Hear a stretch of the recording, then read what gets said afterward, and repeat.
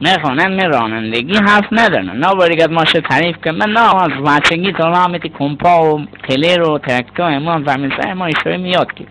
خیلی میاد تو تلر تو گفتر ولی دنبال نکرد. ما خواست بعدگیش به اون مال.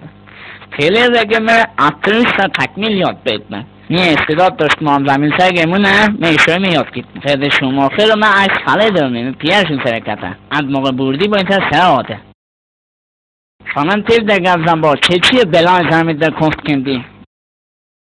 نه میدم رفتن ده که مادری رو شنده استقامت دارن فولاد بیفا دارن پاره بیان نه حتی جوانی بود من استرالیا اونجا تا استقامت است باید من اونچه چون وای نیه که سطح فرنگ بالا داره از توید نیم پنادی و نه گوای نامه داری اول بود ما این نامه به امتحان دارم بعد این 4 را در صورت وجود تشین سی منگو و حق تقطان با کمینونه باید من اول و سی بونه بین بنار باید را سال بعد داریم نگه در صورتی که یک جول یک سیکار بگیرد وظیفه یک افسوار چیست؟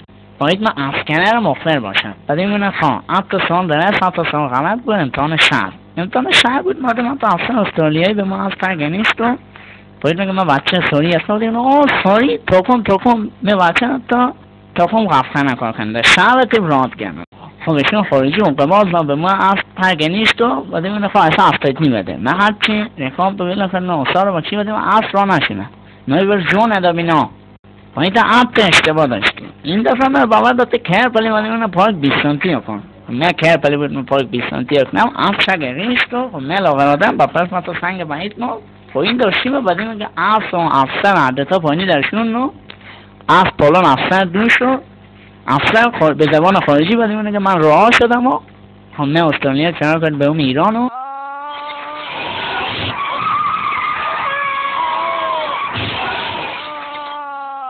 راننده گرامی بخردن، آشامیدن و سرش کردن به هنگام رانندگی موجب کاهش توجه راننده به مسیر و بروز حوادث دلتویار می شود.